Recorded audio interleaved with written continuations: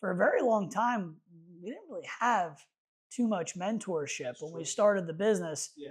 If you're someone that needs someone to tell you what to do, to tell you where to go, to tell you what to work on, to show you how to get better, it might not be for you always entrepreneurship. A lot of times you have to figure it out yourself.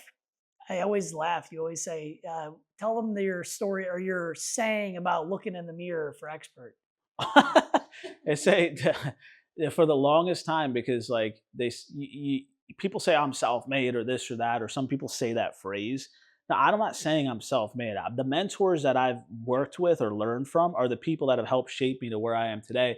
But for a long period of time in solar, I didn't really have mentors, or we didn't really have mentorship in what we were doing. We just had to look in the mirror to get expert advice because I couldn't trust anybody. I couldn't get advice from anybody.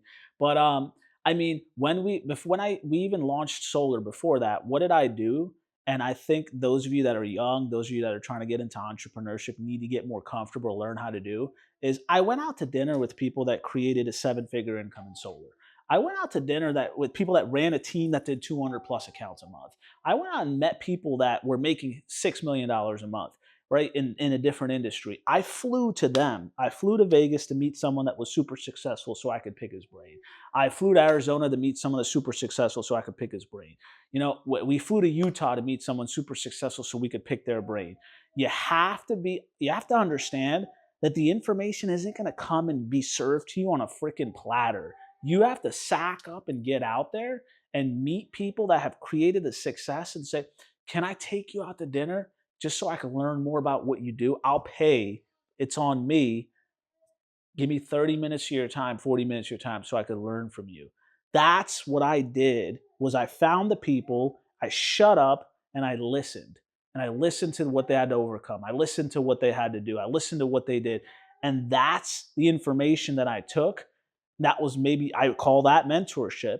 And then I took it back home and then I ran with it. And that's when I shared information with you. And when I first did research about the solar industry and found out that it was a good industry, shared the information with you, and then we ran with it. But, you know, what advice do you have for those, people that are younger trying to seek that information when they don't know what to do? Then we listened to somebody. We had this gentleman, Kenny. Kenny, sometimes we always, give back to Kenny. Shout out to you, Kenny, by the way.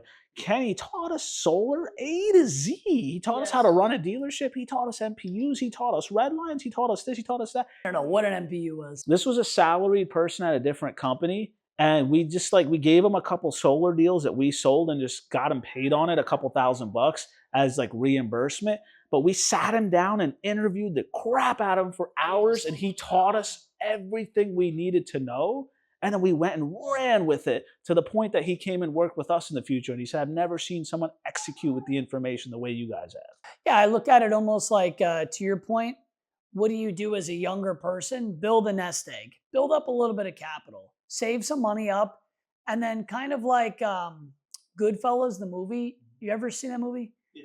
Where he goes down with his soon-to-be wife, and they walk into that big restaurant where the guy's doing the singing on stage, and he hands everybody dollar bills to get hooked up through. If you grease the wheels, you'll get it a little bit faster.